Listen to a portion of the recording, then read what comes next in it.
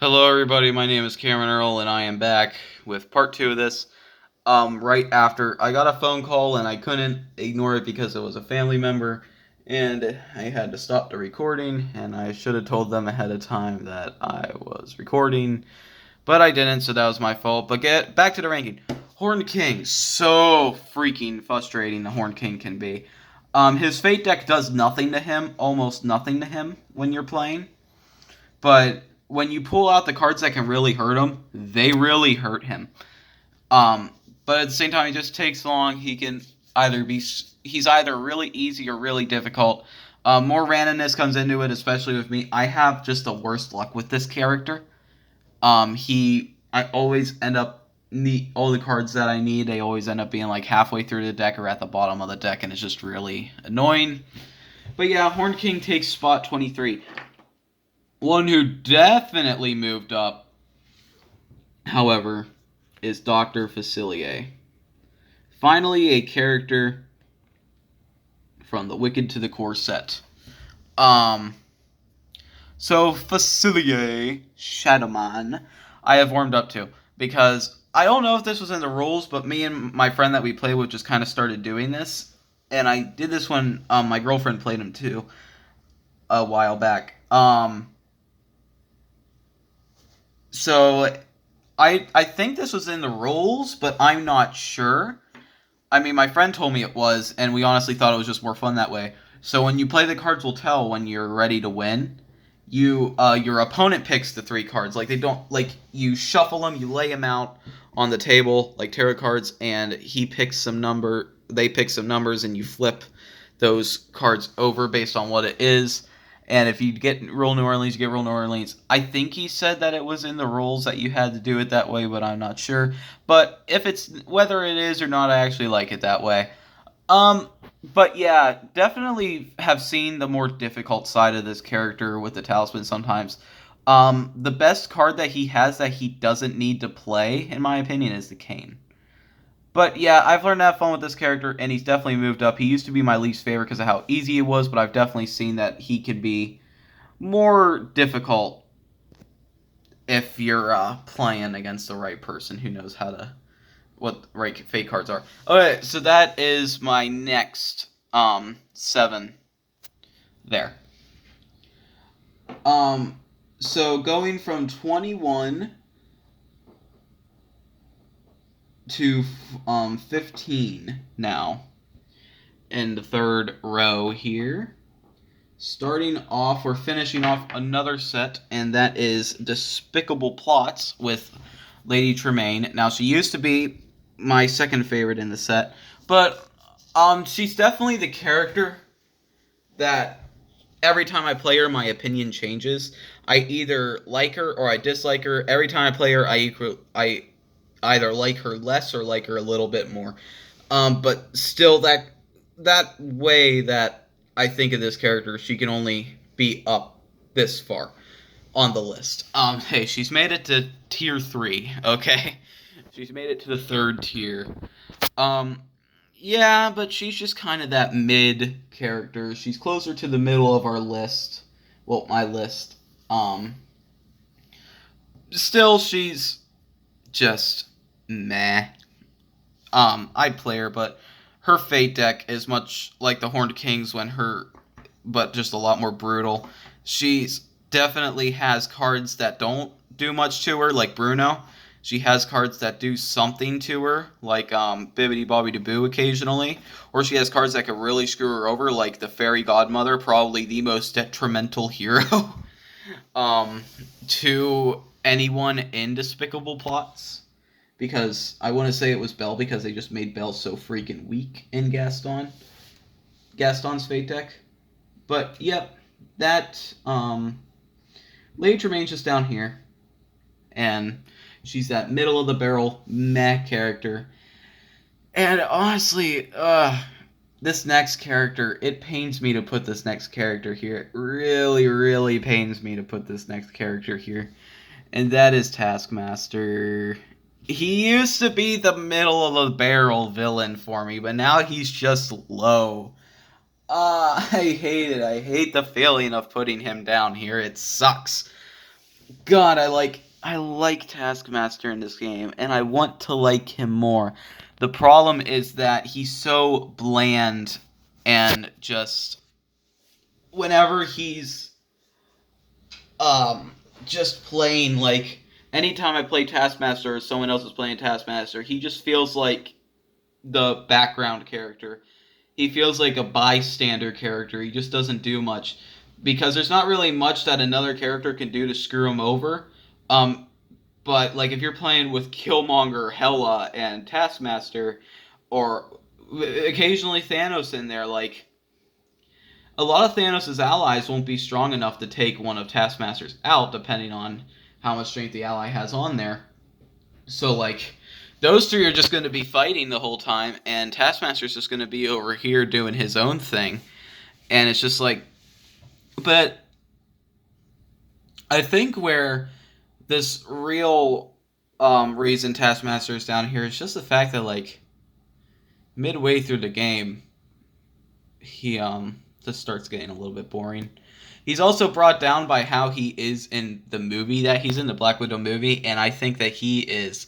They did probably the worst possible thing they could have done with Taskmaster, especially since I was excited for that movie because of Taskmaster. Um, but now moving on to the next character, we finally have another the worst takes it all character with Captain Hook. A character that I thought was going to be a lot higher than number 19, but now I look at the rest of this list and I understand why he's this low now. Because, I mean, we got these. So yeah, Captain Hook. Very fun. Let's just say it. Well, not very fun, but fun.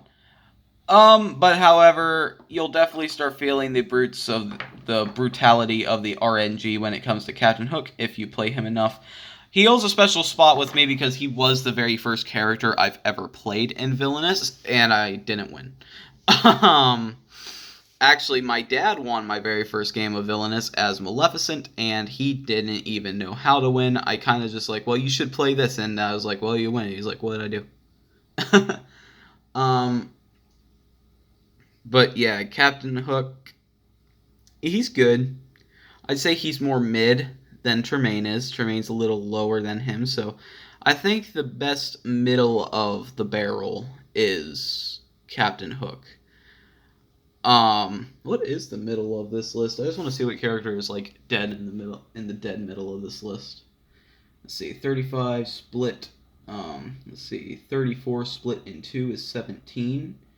So if you add one of that, that's 18. So number 18, actually, the next one is the character who is in the middle of the list, and that is Hela.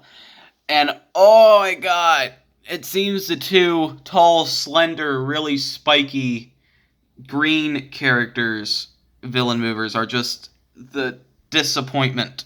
The disappointment ones. The green, slender, spiky villain movers are the disappointing ones. Because Hela, I was so hella excited for Hela. And it's just, like, the way they portrayed her. First of all, her goal isn't written out well at all. It says like, what, have a combination of 8 allies and soul marks, and then the guide says you have to have at least 1 soul mark to win. So what I thought about that as the first time I played her, because the rules in Marvel Villainous are not well written, what I thought is that you had to have at least 1 soul mark and just 8 allies, but then I realized that was wrong. But if you just pelt her with heroes the whole time, then yeah, she'll win. I mean, she'll lose. However, though, if you're playing against her with a character who needs to defeat heroes, then you'll have a problem with going against Hela, because the players should definitely take advantage of that and put the soul marks on that hero, so you have to defeat them, therefore giving her another add-on to the 8 things she has to have at Odin's Vault. But if you keep putting heroes there, she'll have to get rid of all of them. But the Midgard Serpent is also very good. Midgard Serpent, I never play Midgard Serpent until the very end of the game when I use him to get rid of all heroes if all heroes are at 5 strength or less. But yeah, she's just the straight up middle villain, and I can have fun with her, and I cannot have fun with her. Occasionally. But yeah, she's good. Okay, see here. Next character on my list. Oh god. Moff Gideon. I'm sorry. This is the character I said was more difficult than Kylo or Asajj. Oh my. So I've actually found a really good way to win with Moff Gideon. It's a little tedious, but it can work. So, your third location is the only location where you don't have an ambition action. So what you do, in my strategy at least, is you play the client and lab samples. That gives that location 2 ambition actions. You make sure you have everything you need. You play a Dark Trooper, you play a Beskar on one of the allies, you play Dr. Pershing there. You make sure you have 5 ambition, go to that location, get rid of Beskar to play a card from your hand for free. Use that to play capture, because I'm pretty sure you can do that. I mean, I asked in my group and everyone was like, yeah, use that for ambition action. Use that to get Grogu out immediately, then just spend the 5 to get your laboratory samples. Depending on where the cards in that lineup are in your deck, you can win quickly or you can win not quickly. But the biggest problem, I think the biggest thing with difficulty with Moff Gideon is the fact that he doesn't have many fate actions. He literally only has 1 fate action on his board, which I think really sucks. If they gave him more than 1 fate action, he'd definitely be easier. I mean, he does have a vehicle that gives him a fate action, but that vehicle's ability is also really good, so it's likely that that vehicle's actions will be covered up by a hero vehicle if they happen to so draw one. So you're just down to 1 fate action again. But yeah, I can have fun with him, and I do have fun with him if my strategy works out. If my strategy doesn't work out with him, then I just kind of feel stupid. Okay, next character, another character I could have sworn would have been higher on this list, and that is Professor Ratigan. He's just fun. He's just dumb fun. However, I think what the concept of the character is really underutilized by Villainous and Ravensburger itself. He has the double goal tokens where he could switch goals mid-game if it doesn't go his way. But that goal also makes the game easier for him because it's just so much easier to defeat Basil. But I say it's underutilized by Ravensburger specifically, and Prospero Hall and anyone who makes this freaking game, because, I mean, they haven't done it again. And I really wish they would have done another gold token. One of the characters I want most for Disney Villainous is King Candy, and I think that that is the perfect opportunity to do a second gold token. But that's a talk for another day if they actually do King Candy.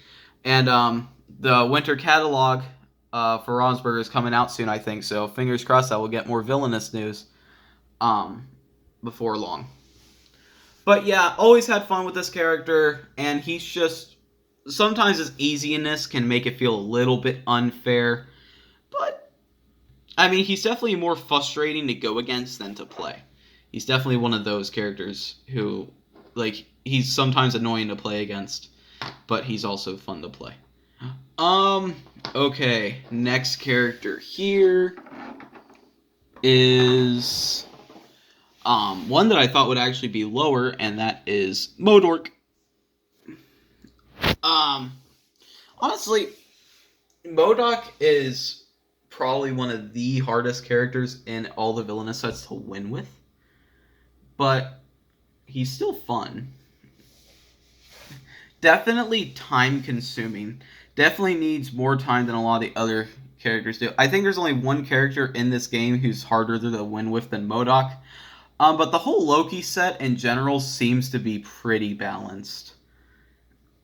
Is pretty balanced in my opinion, with Loki just slightly edging them both out as easier. And like the one friend I used to play with, I don't play with him much anymore because he's busy. Is Matt? One round we do a lot is Matamask versus Modok. Most of the time, Modok ends up winning, but it's actually very fun. Probably the funnest matchup is Matamask v Modok. Um, but yeah, just fun, fun, fun, fun. Um, okay, so the next character. Oh well, I didn't get into how brutal his fate deck is. Yes, fate deck's brutal. You have loyalty. You get any card that makes him lose loyalty, and he loses loyalty. Don't It's also I forgot to talk about how much discarding this guy has to do. This guy has to do more discarding than pretty much any other character. Not only does he have 3 discard actions on his board, which is a lot. The average is 2. But he also has a condition that not a condition, a specialty that lets him draw up. But yeah. On to the next. The next character on my list is no, we've did this. We finished mid tier. Now we're on to the second best tier, and starting that tier off is our first perfectly wretched character, Cruella de Vil. Definitely one of the on the more difficult side in Villainous. She is difficult. Like she's not. Her fate deck isn't the most. Her fate deck isn't the worst thing, but she does take a lot of time to win with. Definitely better in a more player scenario. She definitely wins more if you have more players. But in like a 2-player game sense, yeah, there's very low chances she's gonna win most of the time if you're doing a 2-player game. But honestly, I just think that she's a well-constructed character. She has some of the best art in the game. Not the best, that's research for another character, but yeah, still some of the best art in the game. And honestly, just how they did her character, they did it without her needing to actually kill any puppies in game. So, props to that. And I just think that she was definitely a hype character for people who collected the game before Perfectly Wretched came out. And I know that a lot of people were disappointed with her. A lot of people don't like Cruella in this game, but I think that she is definitely fun. And for my favorite Villainous set as a whole, Perfectly Wretched, like when I first got Perfectly Wretched, I liked all 3 characters, and judging by we're at number 14, and there's still like not even that many Disney characters left, and Cruella is this high, like based on actual Disney Villainous characters, 1, 2, 3, 4, 5, 6. There is 6 Disney characters above her. So she's number 7 in Disney Villainous. The Disney Villainous sense. But yeah, definitely like Cruella. One of my favorites. I mean, basically after we got past Moff Gideon, from Ratigan, MODOK, and then all the way down, I start really liking these characters. And I will play these characters anytime. I will play Cruella anytime. Definitely need to play against like if I'm playing with my buddy that I play with online, then we'll if he plays a more difficult character, then I'll play Cruella. But if he plays like a normal character, I won't play Cruella against him. Because, I want at least some chance at winning. If there's a character that I say is the most difficult, it's probably Lotso, but hey. Okay, moving on to the next character here. And this is one that I actually expected to be higher, and that is Thanos. The Mad Titan himself.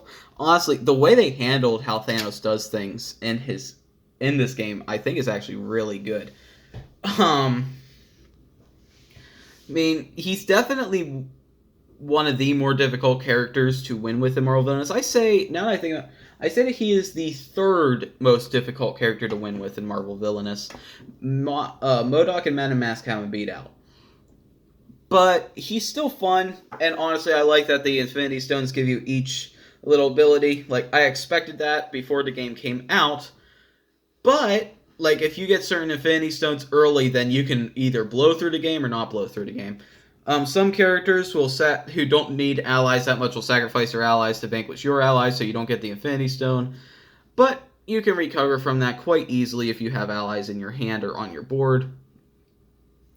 Some of Thanos' fate cards, like What Did It Cost, which makes him discard one card from his hand for each Infinity Stone he controls, can hurt him a lot. He even has a card named a hero named Adam Warlock who's 6 strength and makes him not able to win the game if Adam Warlock is on his board. But he's just fun. Like I said, pretty much all I have to say about these characters in the second tier is they're just really fun characters to play, and I'll play them anytime for the most part. Next character here is Villain Mover is all the way over here. It is Pete, another perfectly wretched character. He's a mixed. He's always fun, no matter what goals I get. But his goals can definitely make him a mixed bag. The only time where I don't like playing Pete is when I have to do the play a game goal, where you have to gain 4 power off a play a game, because it's just so freaking annoying, and I hate that goal. And that goal should have never been a thing because it is absolutely terrible. But other than that, yeah, I think every one of his goals is creative. And honestly, if you don't get the original set first, and you get like Perfectly Wretched or something like that, I think Pete is a decent beginner character because he teaches you how to move stuff around. He teaches you how to play cards. He also teaches you how to conserve power if you really need it. Yeah, definitely just a fun character, and some of his goals with the randomness might sometimes hurt him, but I think that he is definitely a character who deserves this spot, and I will be right back in a second. Okay, I am back. Yeah, the only problem with Pete is that play a game goal. If I don't get that goal, then I cruise. I love pretty much every goal, figuring out where to put your allies. The items goal is okay. The 6 power goal is an easy win. That's probably like the first, if you have that goal, where you have to spend 6 power in one turn at that location, I'll probably be like the first goal you complete. I think that he's like one of the first character where pretty much every card he has is useful, except his conditions. And he can always use his cards for something. That's another thing that would be good for beginners if they play Pete first. Knowing how to play your cards and when. But don't want to dwell on Pete for too much longer. Moving on to the next character up on the list is finishing off the worst takes it all set is Jafar. Pretty much leagues above the other ones, Mr. Jafar down here. He used to be like my least favorite in the first set. I used to not like Jafar. This was right when I got the first set. I didn't like Jafar. But then I also, more and more as I ranked him on my channel, I didn't like them. I still didn't like him, but he was, mid-tier villain. But now I really like him. I found out the strategy with him. Playing your allies that you don't need and play a necessary sacrifice to get rid of them is just so fun. After being able to get the lamp out and hypnotize the genie in the same turn is really fun. Being able to trick people into playing Aladdin or Abu to steal your lamp, and then playing Sorcerer's Power to move them all the way to the palace and hypnotizing them is also really fun. If you're running out of hypnotizes, there is the Snake Staff, which I recommend always playing no matter what, so you can always get a hypnotize out of your discard pile with just a quick activate action. But yes, definitely a character who has moved up the ranks, and I would say that he's still on the more difficult side. He's not so much difficult as he is slow to win with, but depending on the cards you get, he can actually be a very speedy win. I've seen him actually win against Prince John a lot when I play. So, definitely one of the most fun characters in Disney Villainous to play as. Next here, I have Ultron. Used to be my favorite in Marvel Villainous, but not no mo. I mean, he's my favorite in the OG set, but not as a whole. Um, he's just really fun. I do think that he is brutally easy compared to pretty much every character in Marvel Villainous. I think that he is definitely the Dr. Facilier of Marvel Villainous, but just a lot more, like 10 times more fun. Um, I used to think that you actually had to vanquish the allies with your allies, but I looked it up in the instructions recently, and I just found this out that removing them is just you taking them off the board. So that sucks. So yeah, I just discovered not too long ago that I've actually been playing Ultron wrong this whole time. Um, I'm sorry to my girlfriend who played Ultron not too long ago, and I was like, you have to vanquish the allies. But nope, didn't have to vanquish them. I'm sorry. But yep, Ultron takes the number 10 spot. As for how the now we got 9 left. As for how the status of each different. Oh, at the same time, there's also not much you can do to him with the fate action. But he's definitely the character who's the easiest to Marvel Villainous. But he's not like Dr. Facilier where he's like so easy you win with him all the time. He's just fun to. Ultron is just fun to where he's fun. He's a fun kind of easy. Like, you can still hurt him. You can still hurt Dr. Facilier too. I don't know what it is. It's just Ultron. All I'm saying is that I can't really explain it. All I'm saying is that Ultron is more fun than everyone below him.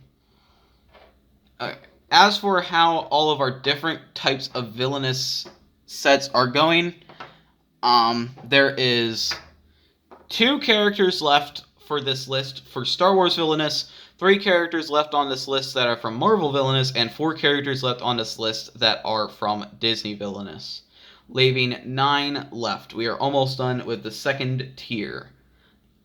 The A tier.